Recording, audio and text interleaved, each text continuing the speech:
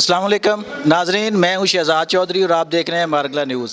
आज हमारे साथ नहायत सीनियर जर्नलिस्ट तैयबा ज़िया साहबा मौजूद हैं, जो किसी तारफ़ की मोहताज नहीं, कालम निगार हैं, सीनियर सहाफ़ी हैं, पाकिस्तानी और बैनुल-अक़वामी सियासत पर गहरी नज़र रखती हैं। आज हम उनसे पूछेंगे कि वो पाकिस्तान के मौजूदा सियासी हालात को किस तरह देखती हैं। जी अस्सलाम वालेकुम। जी वालेकुम अस्सलाम। इंशाल्लाह अब इलेक्शन होने वाले हैं और उसके बाद और ज़्यादा पाकिस्तान की वो जो था ना दिवालिया का एक प्रोपेगेंडा चल रहा था, वो मज़ीद दब जाएगा इंशाल्लाह ताला। और मैं तो बहुत पॉजिटिव हूँ और मेरा ख़्याल है कि मैं उस वक़्त भी बहुत पॉजिटिव थी जबकि बिल्कुल हर तरफ ये था कि जी पता नहीं पाकिस्तान, अगर एक पार्टी नहीं रहेगी, एक बंदा नहीं रहेगा तो पता नहीं पाकिस्तान को क्या हो जाएगा। ये मेरा मुल्क बंदों का मोहताज नहीं है, ये अल्लाह का मोहताज है और ये कलमे की बुनियाद पे बना है और इसको बुज़ुर्गों की दुआ है जिन्होंने कुर्बानियाँ दी हैं।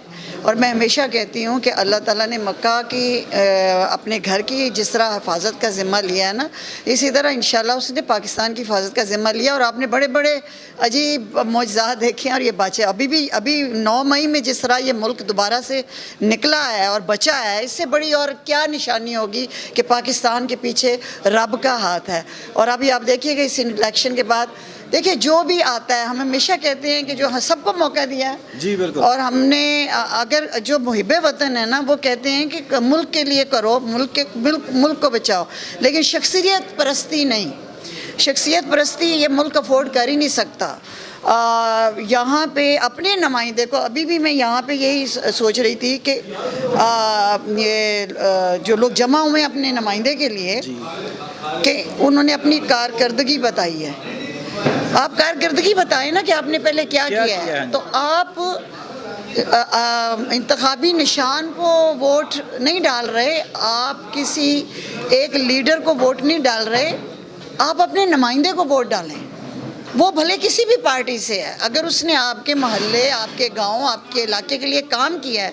अमेरिका में भी यही होता है। अमेरिका में कोई शख्सियत परस्ती नहीं चलती, कुछ नहीं चलती।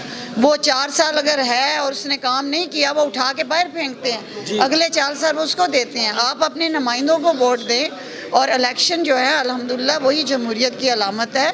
जो नहीं आता वो कहता है मुल्क दिवालिया हो गया, मुल्क में जमहूरियत ख़त्म हो गई। मुल्क भी है, फ़ौज भी है, अवाम भी है और अल्लाह ऊपर है। तो इंशाल्लाह इस मुल्क, मैं तो हमेशा से होपफुल हूँ और अभी भी हूँ। और ओवरसीज़ पाकिस्तानी, उनको मैं वो ओवरसीज़ पाकिस्तानी हूँ जो ज़र मुबादला भी भेजती हूँ और जो यहाँ वेलफेयर का काम भी करती हूँ और किसी की शख्सियत परस्त भी नहीं। अच्छा मैडम, ये जो अभी इस वक्त कहा जा रहा है कि पाकिस्तानी सियासत जो है वो जिस तरह गर्दाब में फंसी हुई है, तो आप बाहर भी रहती हैं, अमरीकी आपने सियासत भी देखी, बाकी भी देखी, तो किस तरह इसको मुख्तलिफ पा रही हैं? हमें किस नहज पे काम करना होगा जो बार बार की इंटरप्शन है कि वो सियासी माहौल को ख़राब कर रही है? मैंने जैसे कहा ना कि हमें शख्सियत परस्ती से निकलना है। ये जो हम शुरू से है ना, ये भुट्टो ज़िंदा है, फ़लाना ज़िंदा है, फ़लाना ज़िंदा है, खंबे को वोट डालना है, ये वो, इससे हमें निकलना होगा। हमें देखना है कि हमारे मुल्क के लिए, हमारे मोहल्ले के लिए, हमारे इलाके के लिए, गरीबों के लिए, आवाम के लिए कौन काम कर रहा है। तो फिर आप इस मुल्क को कह सकते हैं कि ये जमहूरी डगर पे है। ये जमहूरी डगर नहीं होती कि आपने एक शख्सियत परस्ती में आप मुब्तला हो गए और आपकी नस्लों की नस्लें उस पर जा। यही वजह है कि जो रिसेंटली एक पार्टी है जिसने कि फ़ौज में बगावत कराना चाहिए, जो कि 75 साल की तारीख में कभी नहीं। आपका मुल्क 9 मई को जा चुका था क्योंकि बैरूनी हाथ थे उसमें, लेकिन इतने लोग अंधे बह रहे हैं शख्सियत परस्ती में कि उनको ये नज़र नहीं आया कि 75 साल में जो किसी सियासी पार्टी ने हरकत नहीं की, वो पहली दफ़ा हरकत हुई है। तो वो मुल्क को वाकई इस तरह की जैसे बशर की पाकिस्तान टूटा, 9 मई को फिर कुछ टूट रहा था, ये हमारा पाकिस्तान अफोर्ड नहीं कर सकता। अमेरिका में मैं बताऊँ कि ये कुछ नहीं होता। वो लोग अपने मुल्क से वो लॉयल हैं, वो मुहिब्बे वतन हैं ٹھیک ہے. اور ہمارے لوگوں کا پتہ کیا حال ہے کہ اتنے شخصیت پرست ہیں کہ اگر ہمارا بندہ نہیں آئے گا تو یہ لو پاکستانی پاسپورٹ پھٹ رہا ہے, ہمارا لیڈر نہیں آئے گا تو یہ لو پاکستانی جھنڈے سڑ رہے ہیں. باقی یہ جن لوگوں نے پہلے کام کر کے دکھائے ہوئے ہیں وہ اگر 50 دفعہ بھی آئیں تو کیا حرج ہے. اچھا میڈم جی, جو آپ نے کہا اوورسیز پاکستانی, تو یہ کیا جو پاکستان کے سوشل میڈیا پہ پروپیگنڈا ہو رہا ہے تو اس کی اکثریت باہر سے استعمال ہو رہی ہوتی ہے, تو کیا یہ کسی کے پر ٹول بن جاتے ہیں یا ان کا کیا ہے جو اس طرح کے لوگ جو ہیں جو باہر سے بیٹھ کر سوشل میڈیا پر ریاست مخالف پروپیگنڈا کرتے ہیں؟ وہ ایک تو یہ ہے کہ اس میں ایلیگل بہت سارے ہیں اور وہ لیگل ہونے کے لیے وہاں کی لوکل ایجنسیوں کے ٹاؤٹ بن جاتے ہیں. یہ بڑی غور طلب بات ہے. تو انہیں گرین کارڈ بھی ملتا ہے اور انہیں مطلب وہ وہاں کے ایجنٹ بن جاتے ہیں باہر کی ایجنسیوں کے. تو اس لیے ان کا کام ہی یہ ہے کہ انہوں نے پاکستان کے خلاف بولنا ہے.